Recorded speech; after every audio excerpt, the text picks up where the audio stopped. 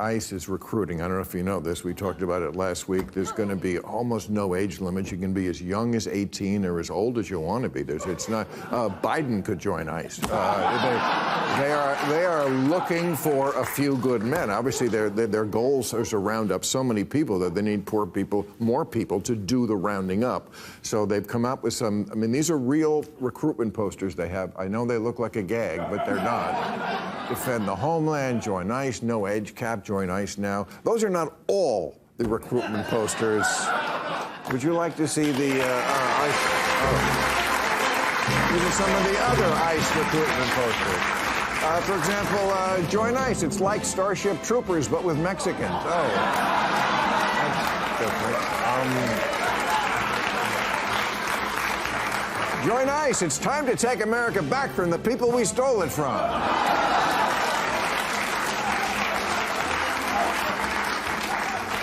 Join ICE because Jesus and angels belong in the Bible, not your neighborhood.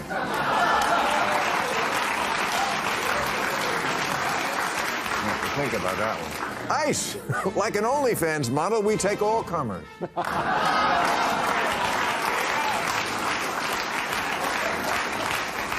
Yesterday I was choking the chicken. Today I'm choking a guy at a chicken processing plant. Thanks, ICE.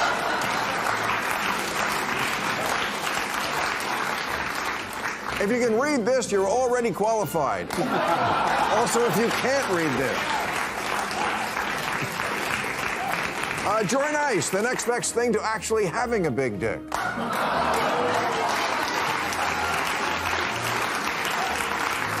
And if you don't join ICE, we'll kill this dog. Okay. Remember that old National Lampoon?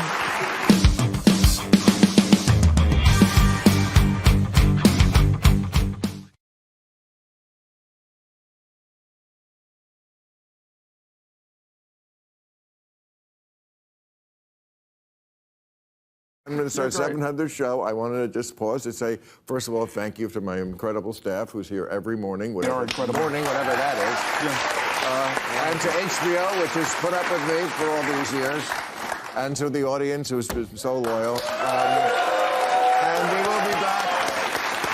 We're going to take a month off as always, so we'll be back on August 1st. And whenever we take a month off, what we do is we give you the future headlines, because the headlines are so predictable these days with the way the news is. This is what we always do. We're going to take a break. So would you like to see the future headlines? All right, well, there they are, future headlines.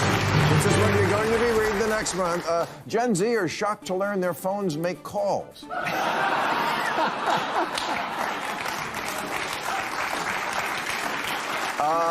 Heartbroken Elon Musk stands outside White House with boombox. Oh,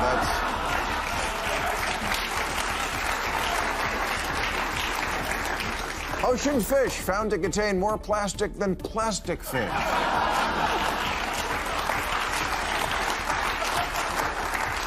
Travis Kelce draws line at buying tampons.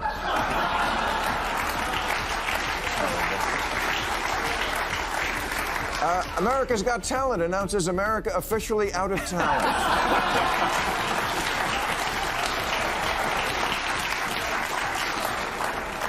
Madonna marries Mexican who stood on flaming Waymo. Oh, well, that's inevitable.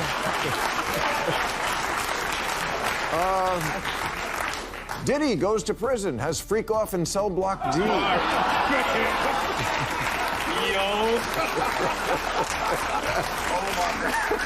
And ICE mistakenly deports Marco Rubio. Well,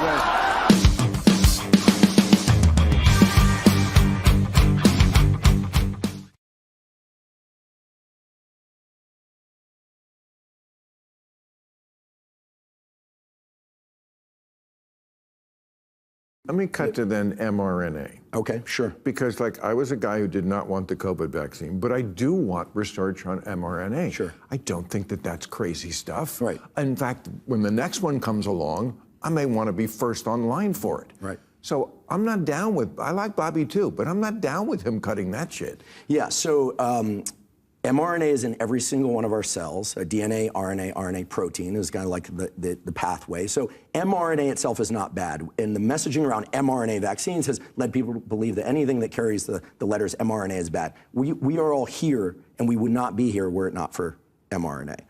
mRNA vaccines are a relatively new technology, controversial because of their implementation during the COVID pandemic. And indeed, there are people out there who either insist on or have evidence that they have vaccine injuries of some sort. And that has been the rationale for removing this $500 million of support for mRNA research.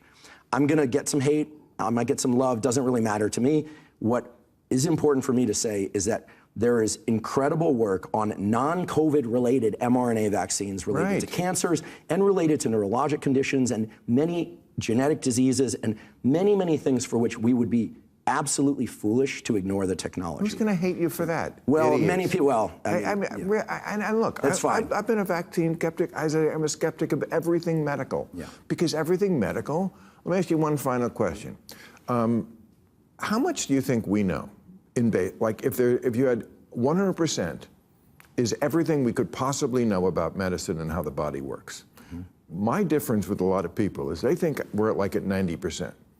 Oh, I think we're at 20.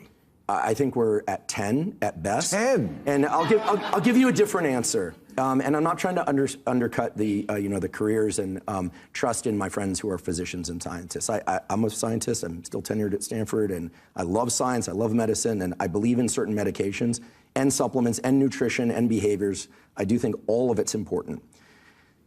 A good friend of mine who's a chair of neurosurgery, perhaps one of the greatest neurosurgeons ever to live, I asked him, I said, what percentage of the information in medical school textbooks in the United States and elsewhere is inaccurate, is just false, and we know it? And he said, at least half, given the new information. And then a good friend of mine said to him in the same conversation, what do you think the impact of that is on human health and the treatment of disease, et cetera? And he said, incalculable.